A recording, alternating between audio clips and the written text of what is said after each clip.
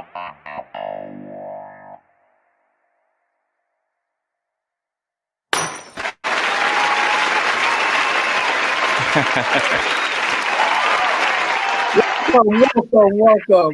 to the Red Hour. We are here on Victory Tuesday. It is a very weird sports year. It's the COVID year for sports, and of course, we know that the Chiefs Patriots game, which was going to be one of the most viewed games on Sunday night, got moved to Monday night because of Cam Newton and someone from the coaching staff coming down with COVID, and then of course one of the Chiefs backup quarterbacks catching COVID as well. But eventually the game did go on, and it went on last night, and we'll talk about that. But we want to welcome to the family DeVoya Marshall, Agency of Farmers Insurance. She is helping bring you the Red Hour tonight, and she's also the sponsor of the video call-in segment of the show, where you get a chance to win weekly Chiefs prizes, including possibly an exclusive Red Hour hoodie, which could be yours, and we'll tell you how you can do that. All you have to do is make sure you like the Red Hour on Facebook, and of course, if you're watching this right now, you already have, and we'll post up a link where you can register to win weekly prizes. Again, brought to you by the DeVoya Marshall Agency of Farmers Insurance. So, DeVoya, welcome to the family.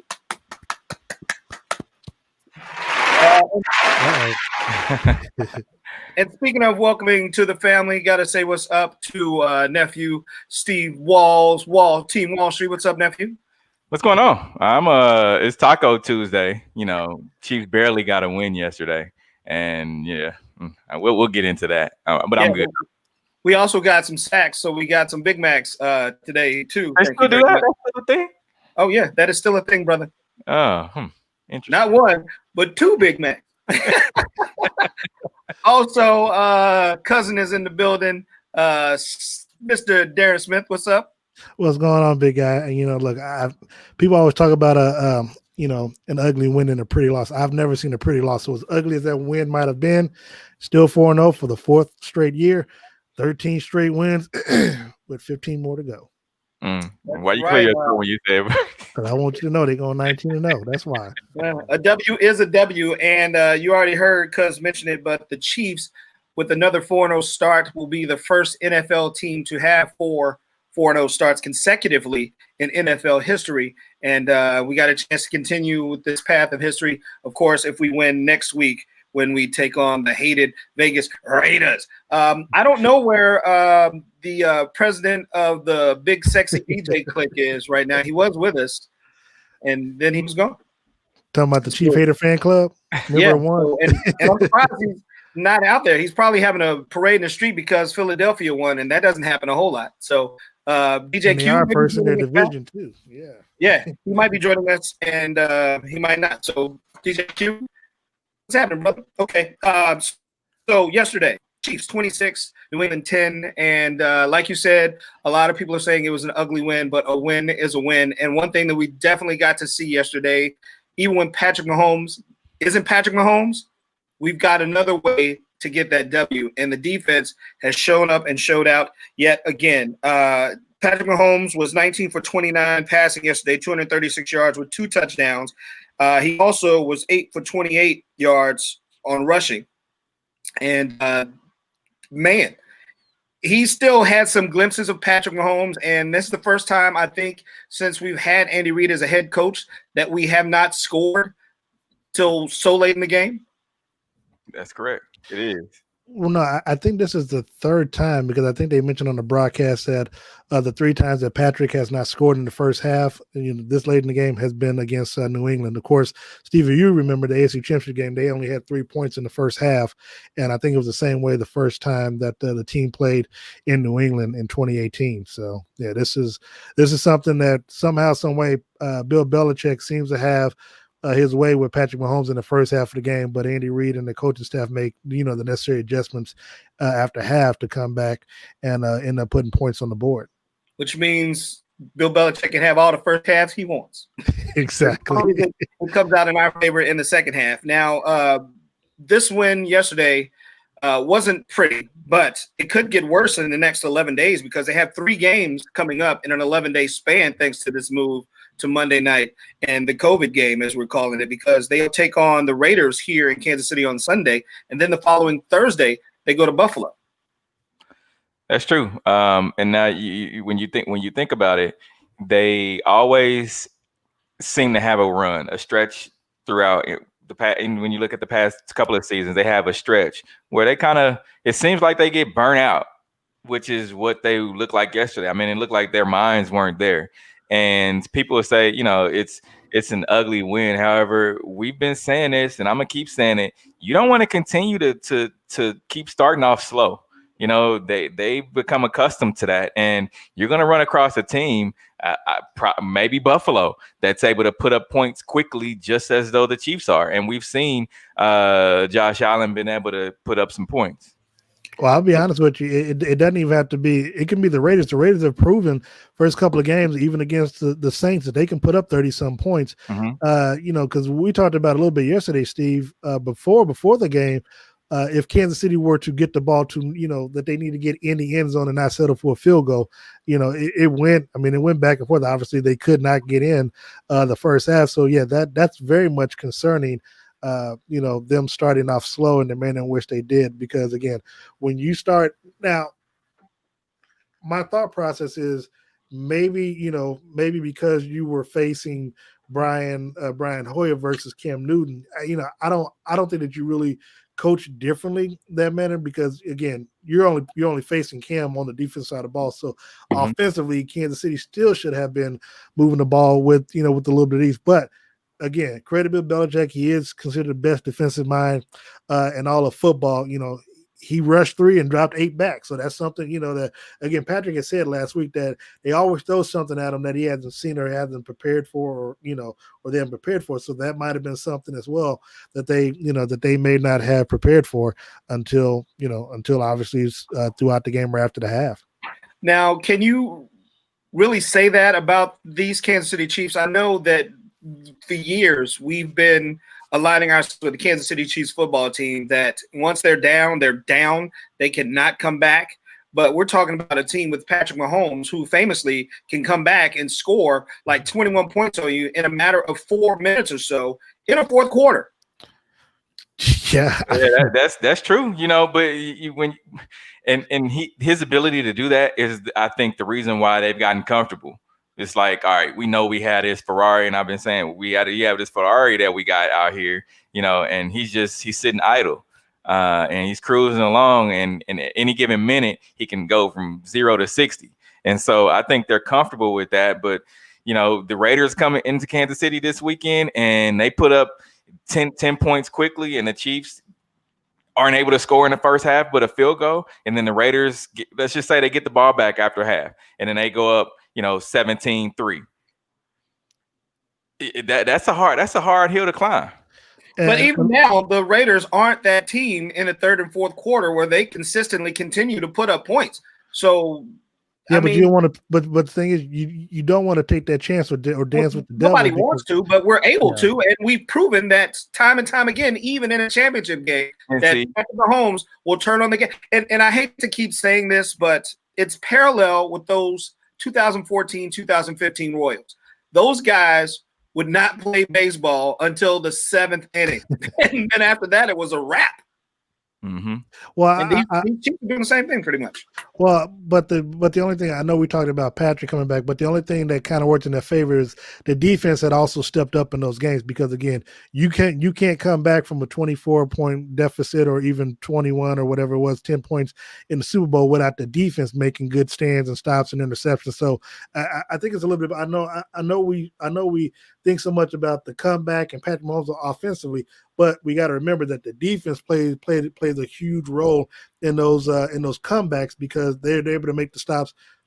I would say at the unnecessary but necessary times to allow Patrick to come back and but work his magic.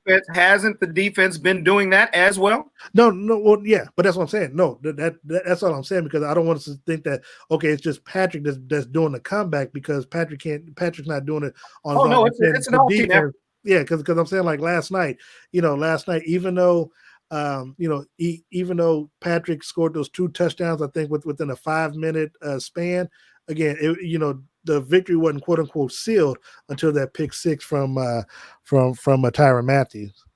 All right, and just some more numbers from the game yesterday. Clyde the Glide Elaire, 16 carries for 64 yards. Receiving wise, Travis Kelce, who always, for some reason, his birthday game, I'll call it, plays like crap. Every year, if you think about it, his birthday game, he does not play well, at least doesn't start well, but he did open up a little bit. 3 receptions for 70 yards. Tyreek Hill, 4 receptions, 64 yards, and a touchdown. Sammy Watkins, 4 receptions, 43 yards. McCole Hardman, 4 receptions for 27 yards. Now, we do know that the Pats, who was without their starter in the one and only Erykah Badu, a.k.a. Come on. Come on.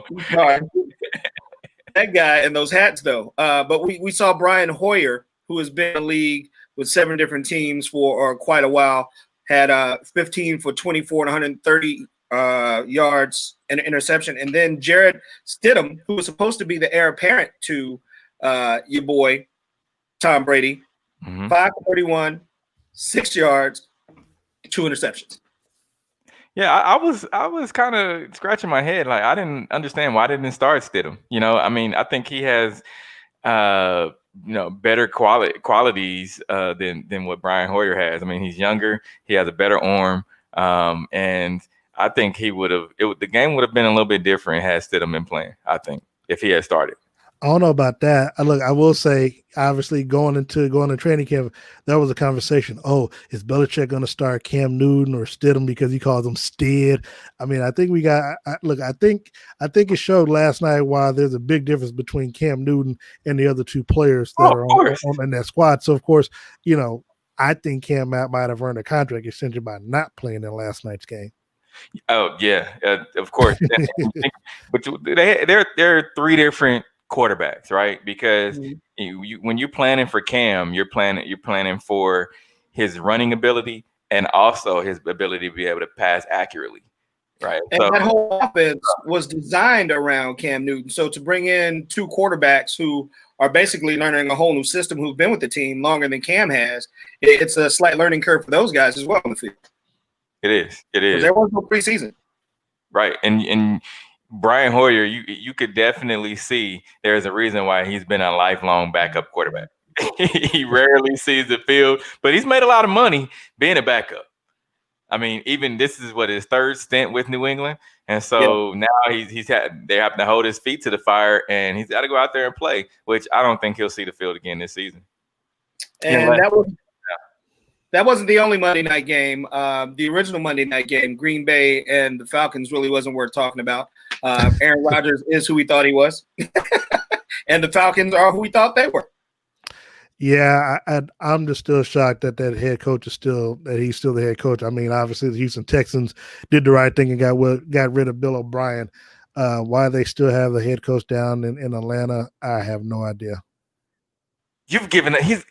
He's given up some big losses. They lost to Dallas. That there's no coming back for that. Like, your locker room is now every time you have a big lead, it's going to be in the back of everyone's minds. Hey, we better not give up this lead. Well, here's the thing. As a head coach, look, you were supposed to be the leader of men. Mm-hmm. It's kind of hard to lead these men when you're giving up big leads, because they're going to be looking at you like, obviously something is not working out. And again, I don't know what Arthur Blank, I don't know what the holdup is. I mean, I know it's not money, but I don't know. Maybe they're waiting to a bye week to make changes. But for me right now, the longer that he stays in place, the worse it's going to get for him. Because again, as I told Steve, they've never fully gotten over that 28-3 lead that they had against the Patriots in the Super Bowl, where they gave up the lead and the Patriots came back and won in overtime. So ever since then, that's what you think of now. Saying the biggest comebacks, it used to be Buffalo or something back in the day, or the Houston Oilers, or whatever. But now it's the Atlanta Falcons. When you go into history, but who gave up the biggest lead and to the Dallas Cowboys? Well, the Atlanta Falcons. Who gave up the biggest lead in the Super Bowl? Oh, the Atlanta Falcons. I mean, that's And who was the head coach? Well, that guy right there. So that's going to be the answer to the trivia question. And I don't really know if you want that as a franchise to continue to have that coach there. it's like a crackhead driving a brand new Cadillac in that brand new gorgeous stadium. It's all bad down there. It's all bad. I think it's Mercedes. You always disrespectful to that nice stadium. I have to, because I'm a little jealous when that roof opens up. I'm like, ooh, that's it's funny. It's funny because I saw a post on Facebook that was like, it was just a guy that was standing there. You could tell he was across the street, like on the highway or whatever. But it was a picture of someone took a picture of him with a gas can, like facing the stadium. All they see was the back with him holding a gas can. And I'm like, fans. Here's the thing about it: is fans have to start letting their voices be heard. Because once the fans start coming to the games, and I don't know how many fans can actually go to the games in Atlanta, but the brown paper bags, start putting the brown paper bags. You got to let your voices be heard. Once that starts happening, then that's when, you got to put their feet to the fire. Yeah, that was bad. I think the brown paper bag was right before Deion Sanders came there. It could have been right after he left. They were bad. What I love about the conversation that we're having right now is the fact that we are the home of the world champions, the defending world champions. And we're talking about losers because we don't have anything. We don't have any losing to talk about. All we do is win, no matter what. Well, hey, look, let's talk about losing. We got to talk about Atlanta. Facts, or the Cowboys. Which we're going to get to. Let me throw this out there to you. So, because Serena was talking about on the show earlier today, and I know a few other people have. When if the Chiefs, especially with this 3 games in a 10-day period, if they're able to get past the Raiders and then get past Buffalo, when do you think it's fair to start seriously having that conversation on whether or not they can go undefeated? Because when you look at the schedule, they're going to be playing. Well, it's always they're going to be playing the Jets. They're going to be playing the Falcons. Yeah, you're going to get to the point where, it's going to be. I have them going 12-4. And we talked about this, and what I said was I was going to let everyone know when I feel like that the team was going to lose. I think they're going to lose one game to the Raiders. I honestly do. Buffalo, I think they may lose to Buffalo as well. And so there'll be 2 other teams in that mix, New Orleans possibly. If they can catch fire, I really believe that, this team is going to lose 4 games. They're not going to go 19-0. And if they do, you would hope that they lose at least 1 game before the playoffs. Yeah, I'm not a big proponent of that. And I don't see them losing to the Raiders. But that Buffalo game, which I wasn't anticipating early in the season, but I am going to possibly call that one a loss this season because the Buffalo Bills right now are looking like the Buffalo Bills of days old, where they're playing real smack you in the mouth football, and they're playing with like a chip on their shoulders because it's been so many years for these Buffalo Bills to be doing what they're doing right now. Well, they could easily be 3-1 as well. I mean, look, they were able to, get the officials' help as it relates to win against the Los Angeles Rams, who came back from behind and probably would have beaten them without the pass interference call that they had. So, the Buffalo, to me, they still beat the Jets, they still beat Miami first 2 weeks of the season. So, look, if they knock off Kansas City, I'll give them their due. However, I look at this game, even if it is on a Thursday night, I look at Buffalo being another Baltimore Ravens team where Kansas City will go in there and take care of business. Okay, so now I have to give him a proper introduction, ladies and gentlemen. The president of the Big Sexy DJs Midwest region, DJ Q. Welcome in, brother. Howdy. So while we're talking about controversial plays, there were a couple that happened during last night's game, including the one where Patrick Mahomes was clearly sacked for a fumble, and for whatever reason, the referee is claiming that he was very controlled and he was down. So, what do you guys think about that play? It's tough. It's the tuck rule. That's all it is. Here's the thing about New England: everything always goes New England's way. And then they don't have the golden child anymore. So, and that one time that it doesn't, everybody's, oh, well, the refs are doing a horrible job and this and that. And it's like, come on, man. It's always going New England's way. It's about time that the tables had turned. But do you honestly think that he was down? It was a fumble. It was. Oh, okay. It was a bad call. Yeah, it was a bad call.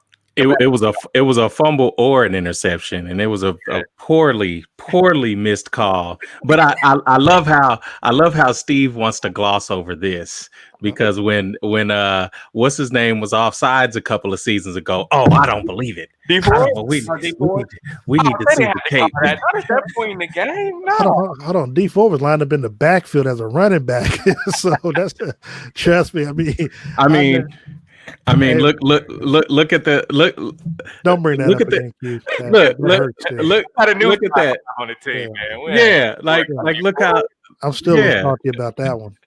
Yeah, I mean, of course you all are, but yes, the Chiefs have gotten away with some things. The Patriots have gotten away with some things, but that was definitely and it could have been a turning point in the game, because if you think about it, and not even think about it, but I mean, looking at the previous weeks, I mean, the Chiefs did a very good job of taking care of the ball. I think Pat only threw one interception in the last 3 or 4 weeks. No, he doesn't have any. He doesn't have any. No, I'm thinking of the fumble. I'm thinking of the fumble. Yeah. The Chiefs have only turned the ball over twice this season. Yeah, I think it was once or twice. Yeah, I knew it was some stat. It was like once or twice. But they've taken care of the ball. But in a game like that, especially against the Patriots, as we've seen in the past, a lot of these possessions matter. A lot of these games, every possession matters, and especially against these two teams with these two coaches that have a storied history between each other. They owe us more than one. They owe us plenty. That's 20 years of getting their butts. Oh, there's been some missed calls on the Chiefs side as well. Yeah, but to your point, something Steve and I talked about yesterday was that it was going to be a game of turnovers and taking advantage of those possessions. Again, now look, Kansas City will do themselves a service if they have those type of turnovers. Granted, I think the Patriots had 4 yesterday, so the Chiefs were able to capitalize on it. But if Kansas City, where we had the situation last week with Darwin Thompson, which he didn't play, Steve. So you know what I'm saying. But Darwin Thompson having that fumble at a critical point in the ball game, you can't afford to have those type of mental lapses or mistakes. Actually, of course, he had a fumble last night when Stephon Gilmore punched the ball out of Sammy Watkins' hands, and so things like that. You got to be mindful of, and you got to protection and not fumbling the ball, but also Patrick. They talked about a little bit today, throwing interceptable type passes. He has. If you stop and look at it, if you be honest with yourself, he has thrown passes that you're like, hi, Patrick. Yeah. Look, now we know you can fling it, but I need that accuracy to be on point, versus you throwing it out there in triple coverage to Tyreek Hill. And it's like, and granted, you got lucky because Tyreek should have caught that. Huh? It's us. And I was going to say, catch that ball. Yeah. I was going to say in Patrick Mahomes' defense that a lot of times when he throws that ball like that, he's doing that whole thread through the needle thing where only that receiver can catch the ball. And just like Tyreek last night, there's been plenty of times where it's been right there in their hands and they just don't grab it. Now, it hasn't come up for an interception or anything, but he is placing the ball on his receivers directly. And I don't think they're really used to that yet. They're still not used to it. Well, after 2 years, they ain't used to it. That's a problem. That's I don't know about that one. I'm just saying, you can't go from struggle to Beverly Hills and not have some kind of turbulent move there. I do want to say again that we are having a contest where you can register on the Red Hour Facebook page. Just click on the link and you could be a winner. We are giving away some good Chiefs memorabilia every week, and that can include everything from a Patrick Mahomes bobblehead to Chiefs flags to an exclusive Red Hour hoodie and so much more. And the giveaway is being brought to you by our dear friend, Devoya Marshall Agency of Farmers Insurance. They provide service for your insurance and investment needs with Farmers Family Atmosphere. You can call her today at 816-601-3301. That's 816-601-3301. And we also have a dear friend, former Kansas City Chiefs player, who will be calling us in about 6 minutes. And she's also the sponsor of our video call-ins as well. So here's some other scores from the league over the weekend. Denver over the Jets, 37-28. Seattle, 31 over Miami, 23. Jacksonville, 25. Cincinnati, the Bengals, beat Jacksonville. How about that, Q? So I mean, the Bengals can be a good young team. You know, I'm ready for the Bengals to get out of purgatory. The Bengals. Yeah, like That's just so disrespectful. I love that. Bengals. We Bill also Mays has been balling though. Like if you watch that game against the Browns, yeah, he's been balling. Another game of note, Minnesota 31, Houston 23, and we already talked about them losing their head coach. They're 0-4 right now, and there's a lot of talk, speculation about our very own offensive coordinator, Eric Bieniemy, heading that way. I would love to see it. I would definitely love to see it, especially a quarterback with similar characteristics as Pat. A guy that can run, that is elusive, that can throw and is accurate. You just hope that whoever the new coach and the GM is comes in and is able to get some pieces around him. You know, losing. I don't know if any of us have ever felt the type of loss on a team that Deshaun Watson felt this year. But the Texans were about 8 months too late on this firing. And I'm sure everyone can agree on that. But to give away Carl Peterson as a GM for a very long time, so we know the pain.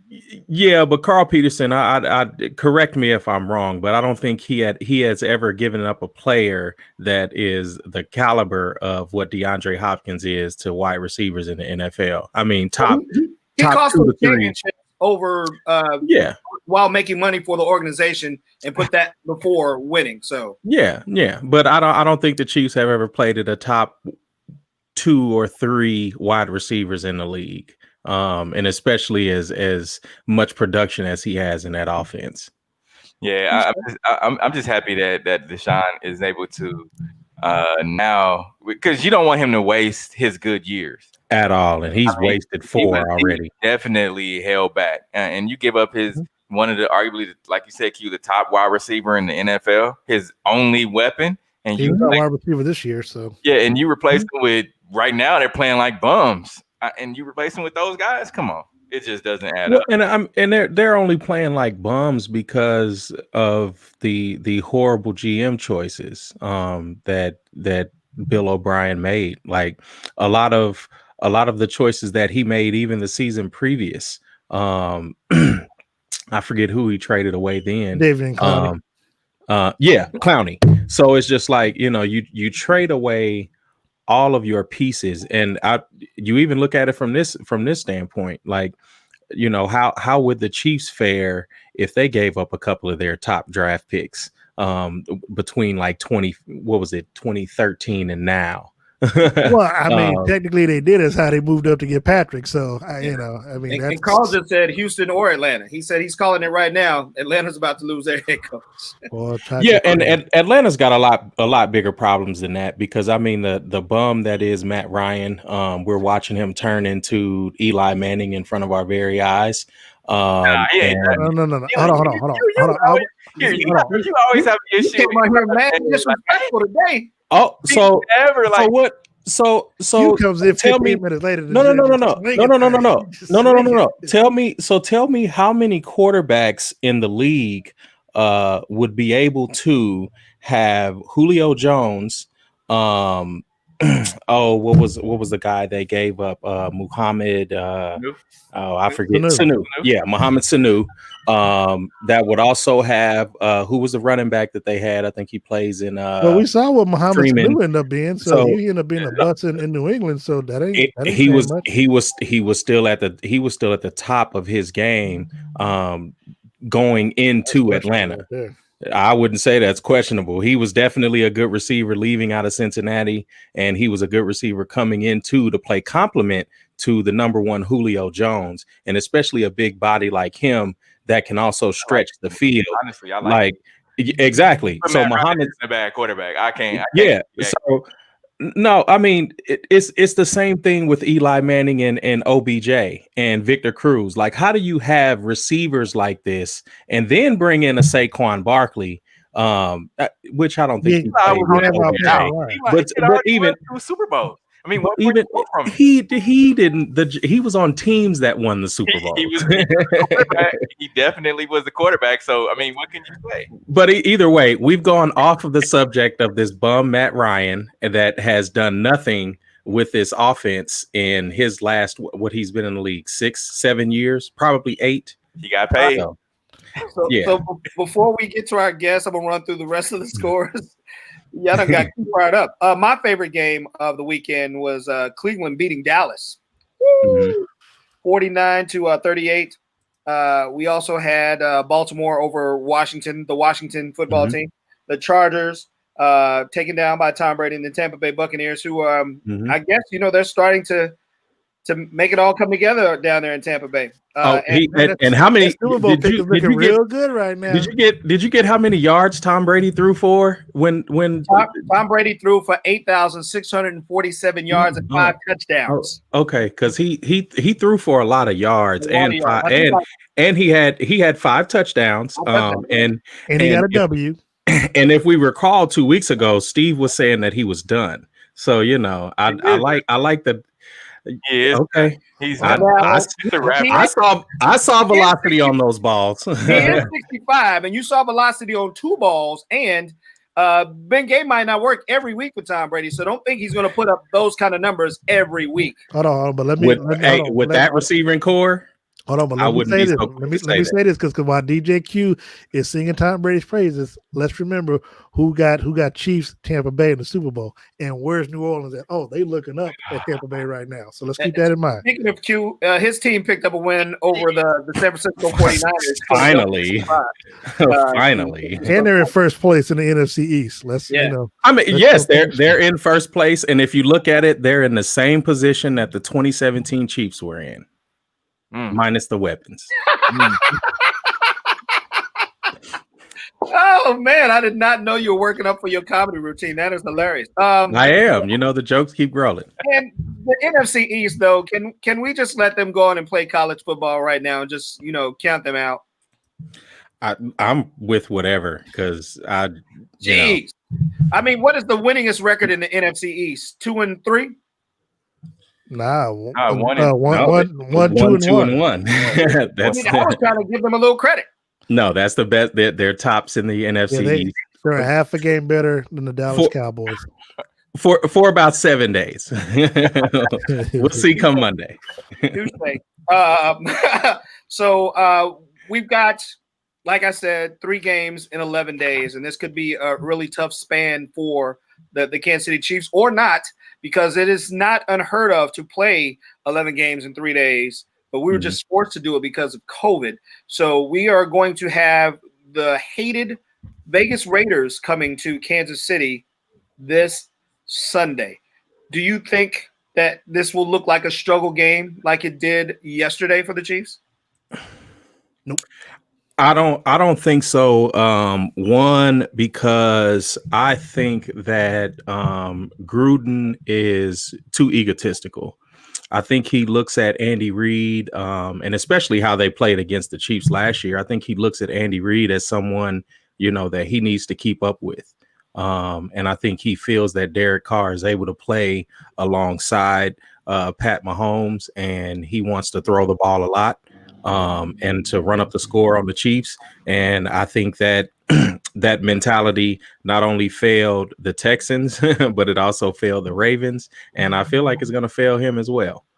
All right, we'll get back to talking about the upcoming Chiefs game. But right now it is time for our video call-in being brought to you by DeVoyer Marshall Agency of Farmers Insurance. Cousin, you want to go ahead and introduce our guest this week? Well, I'll do it. It's 2-time Super Bowl champion, former 1995 Chiefs most valuable player. Of course, we know him all as Mark Collins. We call him a friend of the show. Mark, thank you so very much for joining us on the Red Hour this evening. What's up, Mark? Hey, guys, how you doing? Hey, listen, I'm at Top Golf. You swinging them straight? That's all that matters. Am I drinking them straight? Yes, I am.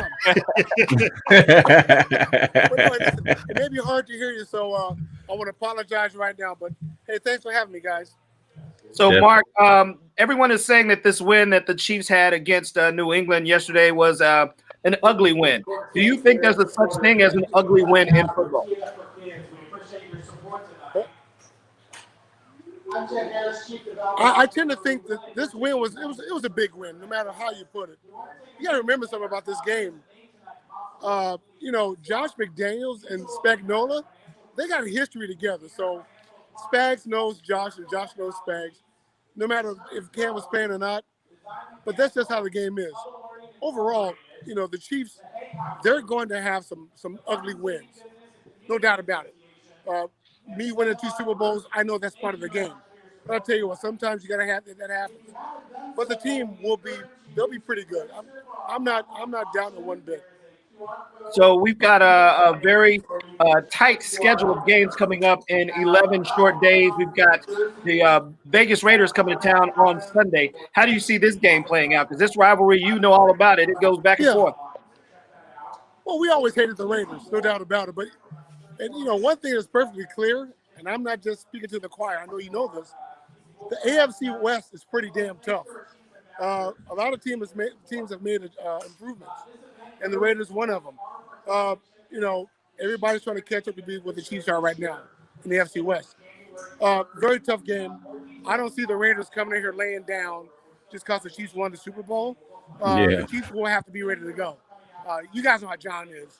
John's going to have that team ready to go, and I know Andy's going to have the Chiefs ready to go. It's going to be a great game, but I think the Chiefs will we'll be looking forward to it, whether it's a short week or not. They're up for the task. Mark, I'm curious and wondering. Now, I don't think this is a situation unless you may have played on Thanksgiving. But how do you feel? How would you feel as a player playing today if you had to play on a Monday, then turn around and play on a Sunday, then turn around and play on a Thursday? Now it's one thing if you're a team that's maybe not so good versus a world champion trying to defend your crown. Well, Darren, the schedule is what it is. Whether it's due to COVID or due to Thanksgiving or Christmas or whatever, you gotta play the game. You can't worry about the schedule, how it ends up being because of games and times been moved. That team's going to be there. Your opponent's going to be there, and you better show up. There's no excuses in the National Football League. Yep. There's no excuses in the NBA, MLB, or anything else. You still got to play the game. So the schedule is what it is. It's going to play the way it plays, and it's up to the team that can adapt to it will come out victorious. But as a ball player, how do you get your body ready for for that type of time frame where you have to be back up, getting ready to take hits 4 days later? Well, you got to you taking your body. You cut back on things you've done during a week. For instance, as a former player, I would take the defensive backs out every Thursday for DB night, and we'll knock a few back. Then we'll go back to practice on Friday, then dry out on Saturday, and game on Sunday. But you got to cut some things out that that you can't do in a short week. And these guys are pros. They know what to do. They know what to do. Now, Mark, you mentioned the COVID situation. Of course, you can't plan for that, right? I mean, you have it's any given Sunday in the National Football League. However, there's still the stress of, okay, Cam Newton has been diagnosed or tested positive for COVID-19, then these guys are coming in, meaning New England Patriots. But there's still the worry in the back of your mind that, hey, will I catch COVID? Will I take it home to my family? Now, how do you deal with that kind of stress and then get ready to play the football game? It's amazing how the mind works. You guys had the flu before. You guys broken bones and stuff. It's amazing how the things that you can overcome through the mind concept. I'm not saying that it's right or wrong. I'm just saying sometimes you overlook things, you block it out until the game is done, and then you focus on it afterwards. If you ever, I know players who lost loved ones before a game was played, and they go out and play a great game. That's just, it's part of life. It's part of the football and sports life. You block it out as long as you can, and then when it's over, then you worry about it then. Once again, I'm not saying it's right or wrong. Right. I'm just saying that's just how the mind of a top-level athlete works. And thank God that, and hopefully that Cam is okay, and the backup quarterback with the Chiefs and others who may come with this, that we can overcome this as a society and as a sports society and move forward. Mark, look, we had this discussion a lot, obviously, with the Chiefs winning 13 games in a row. When is it fair if they get through, these next two games against the Raiders and then also Buffalo? Obviously the media, they're going to have that conversation, but when is it fair to start having that? Oh, can they go 16-0? No, seriously. I mean, that's going to be the topic of debates. I mean, and then when you go and you look at the schedule, they'll be playing. Shoot him straight, Mark. Shoot him straight. No. Come on now. Listen, there's a reason why only one team has went undefeated during the regular football season. Was two? No, one. No, two. No. New England went 16-0 and lost in the Super Bowl, so they went 16-0 in the regular season. The Miami Dolphins went 14-0 and won all the playoffs against the Super Bowl. So to me, there's only one team that's ran the gambit. I'm with you on that, but for technicality reasons, hey, the 2007 they went 16-0 in the regular season. They didn't. We won't say there's one team that wins 16-0. We'll say there's one totally undefeated team in the NFL. Yeah, I can live with that. All I'm saying is, and I know Darren, we've had this conversation before. Yeah. I never get up on the undefeated seasons because honestly, it doesn't mean anything if you don't get that ring. Yeah, I agree. It don't mean nothing. I mean, you can say you were undefeated and get knocked out in the playoffs, and you had nothing to show for it. Agree. I don't mind going 14-2, as long as I got a ring at the end of the party. So, and I said this before, Darren, I think we talked about it. I think the Chiefs will lose 2 games this year. Mm-hmm. And one of those games, I'm going to be on the record to say this, they may lose to the Jets. A trap game, yeah. I'm going to tell you, they're going to lose to a team that they have no business losing to. Ooh. I've been there. I've done it. I'm going to have a heart attack on that one. And that stuff happens. Just as the Chiefs got 2 wins from teams that they shouldn't have gotten from, one seed off San Diego, the Chargers, LA Chargers, and honestly, the other is the Patriots. Those could have been 2 losses. Yeah. Easily. Yeah. So we stole 2 wins. Yeah. You at some point, you're going to have to pay the piper. The piper needs to get paid, and it's going to be against a team that you have no business losing to. Yeah, the Jets or the Falcons. It's okay to go 14-2, 13-3. That's okay. As long as you got 1, home field advantage, 2, an opportunity to get that ring again. And that's all that counts.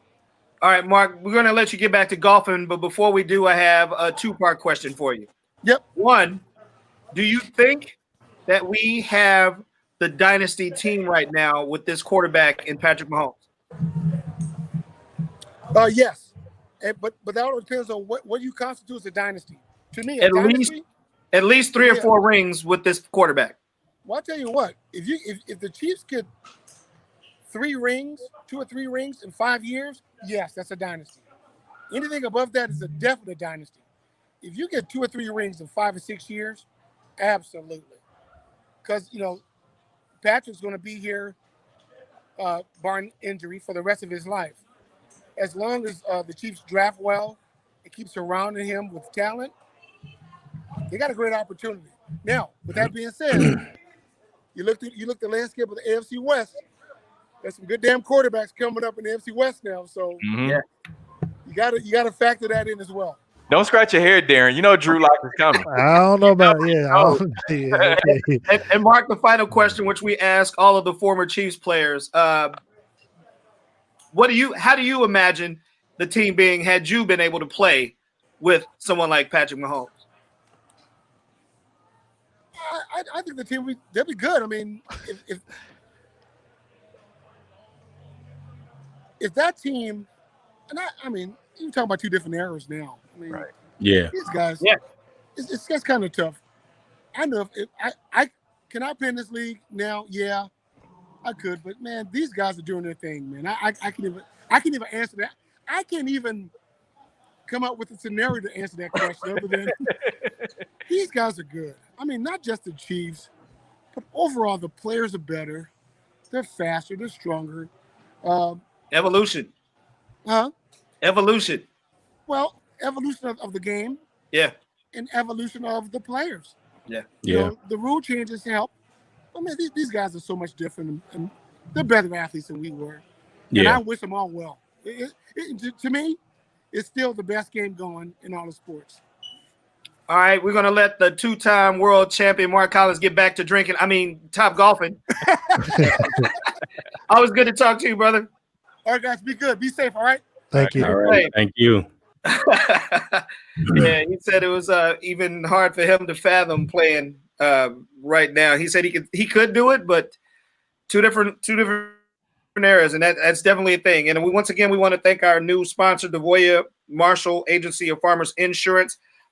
They provide services for your insurance and investment needs with Farmers Family Atmosphere. Call her today at 816-601-3301. She brought our video call in today with former Kansas City Chiefs Mark Collins. All right, so there's a basketball game being played, the NBA Finals, and I know you guys are all in the NBA. I haven't watched an NBA game in its entirety since Kobe's last game, and until Lebanon gets off my team, I'm not even watching. So.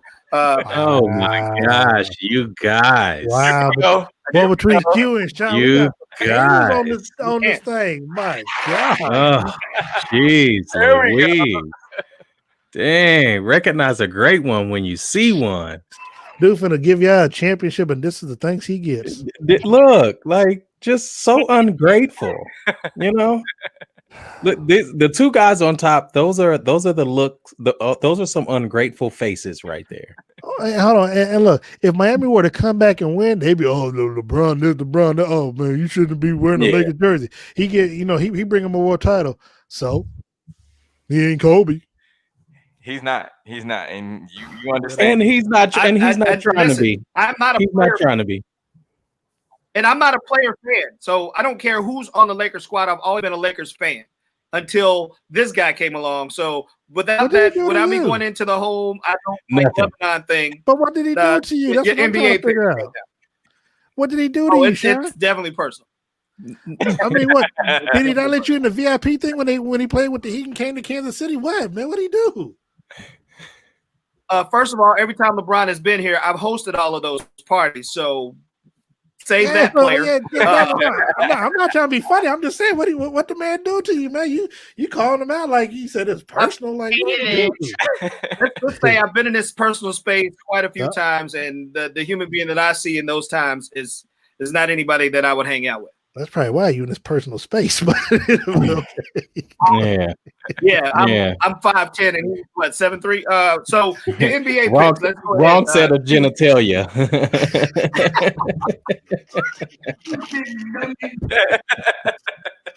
Oh, Jesus. I don't know where that came from. All right, let's get back to talking football. Oh my gosh! Who are you picking in the NBA Finals?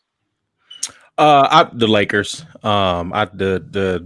The Miami team, they're just too young. And they're not big enough. It's too much size down low that they can't compensate for. So Bam Adebayo's coming back tonight.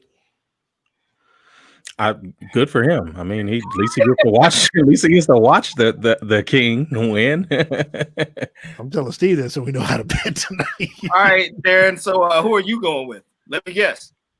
The man that you love to hate. Look, I just don't think does he have his own team or is he playing for a team? No, he has his own team. It's called the Los Angeles Lakers. You better get used to it. Team. That's his team. He called the shots. He's a GM. Let me tell you something. They were winning championships before his daddy had an earning in his groin area.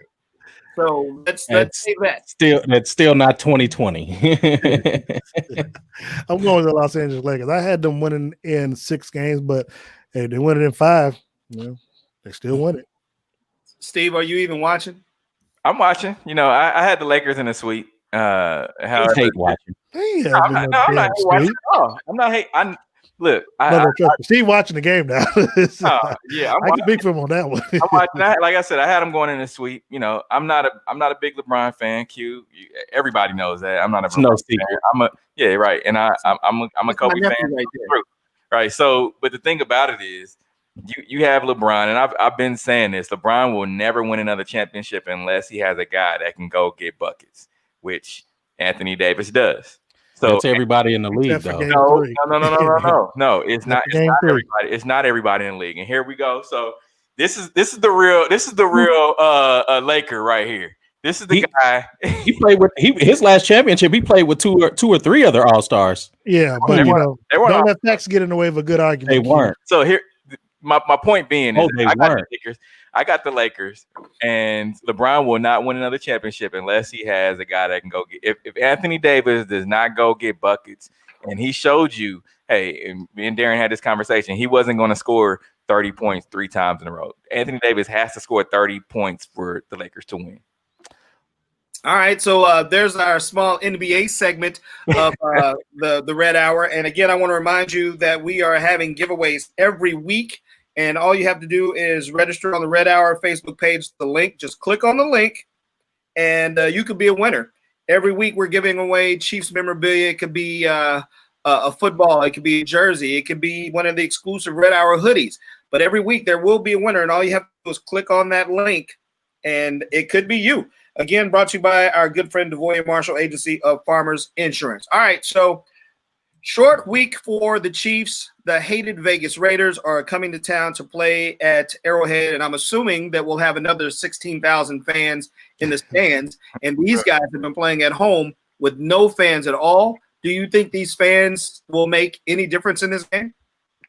Yes. Other than passing COVID, no. Oh my God. I think the fans have definitely helped.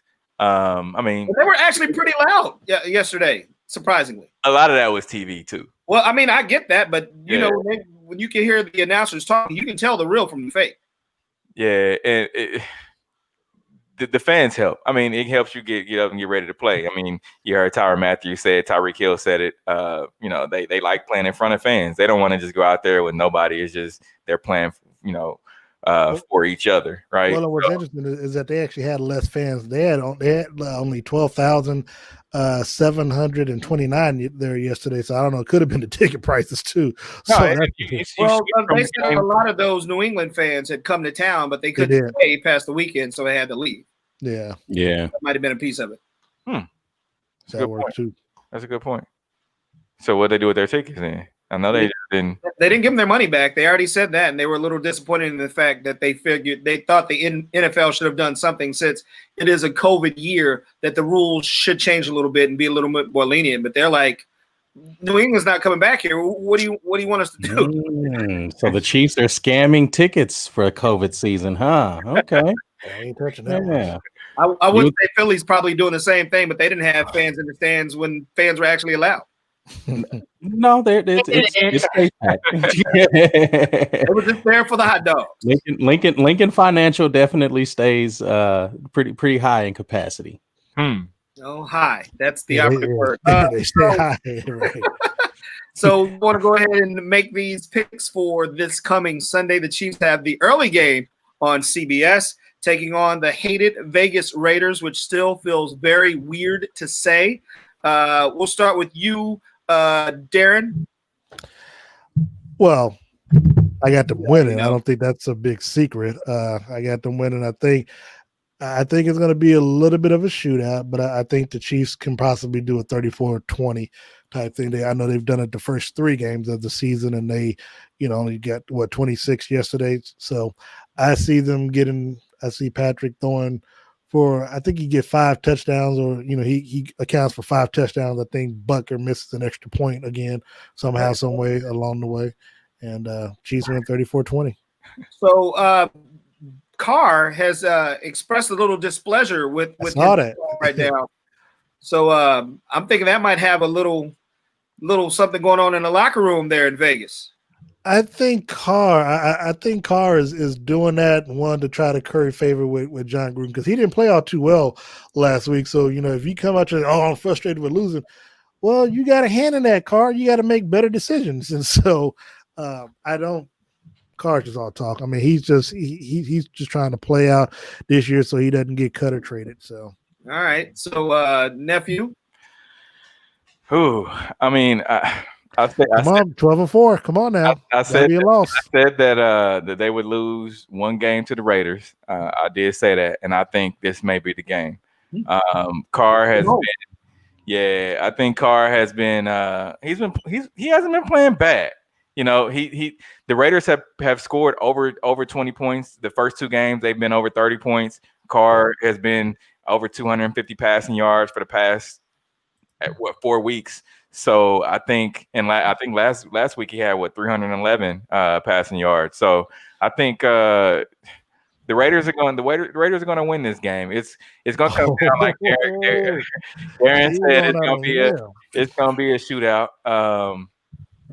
However, I have Raiders 34-31 Raiders. All right. Shout out to Billy and Carl and Mama Randall, who are very vocal as always when they check in with us. How y'all doing? Carl said he's got the Chiefs 34-17. Defense shows up big on Sunday. Q, what do you say?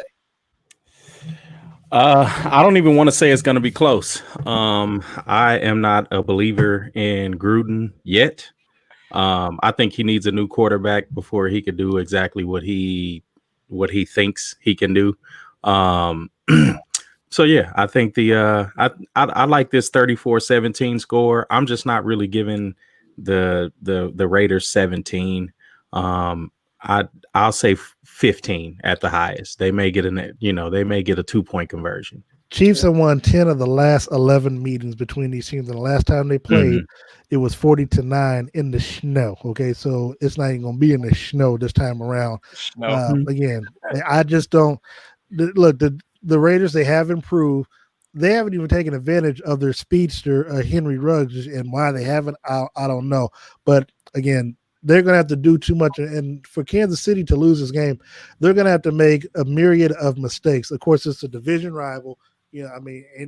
Chiefs Raiders, that's going to be the whole theme this whole weekend. Once Red Friday gets here, people are going to be getting into their Raider hater type atmosphere. Sunday it's not going to be anywhere close. And Steve talking about this is going to be an upset.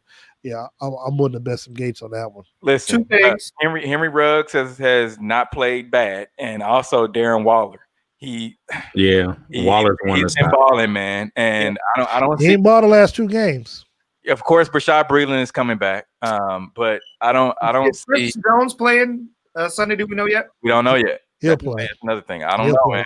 2 weeks. Well, look, 2 weeks because again, Andy told us last night that they would have expected him to play on Sunday, but because they had the extra day, they decided to hold him out as precaution. But he probably won't be doing much practicing, but that'll give his groin a chance to rest. He'll be back. You get Brashad Breeland back. They're beating the Raiders on Sunday. 2 things. Darren said myriad, and Drinker said you were tripping. Stop hating on the Chiefs. So she did say I was tripping. She did. This game, these Chiefs Raiders games, both of these teams are always so up. But again, watching these 2 go at it for decades, and now that we have the quarterback that we have, it's just a whole different feel now with these Raiders. No matter how good they are, I think they overcompensate and they come in and they blow they wide, and the Chiefs do what they do against these Raiders. And like Darren said, they blew them out in the snow, and there's no snow coming up this snow. So is that Yiddish for snow, by the way? I don't know. You got me thinking about Game of Thrones and Jon Snow. So it's definitely going to be a good game, and hopefully everybody stays healthy and we don't have any more COVID surprises, because John Gruden doesn't like putting his mask over his face, over his mouth, and his nose. So hey, and just think, we got 2 shows next week, fellas, Monday and Friday. Wow, thanks for bringing that up. So Friday it'll be the Red Happy Hour. Hey. Yeah, we made that's not a bad idea. So bring your favorite flask with you for the Friday show. But that is going to do it for us for this week. And the Chiefs at home on a short week against the hated Vegas Raiders out at Arrowhead, and the picks are in. And just look forward to a good game, and we'll see what happens. Once again, we like to let you know that Devoya Marshall Agency of Farmers Insurance is looking for you, and I need to call her because I think I need some new insurance. But they provide service, insurance, and investment needs with a farmer's family atmosphere. You can give her a call at 816-601-3301, and that information you can always find on the Red Hour page if you did not get a chance to write that number down. And we will do this again next week. And before we go, I'd be remiss if I did not send my sincere condolences to Darren and his family on the loss of his dad. Love you, fam. Praying for everybody. Stay strong. And we'll do this again in a short week. All right? Yep. That's the Red Hour. We're out.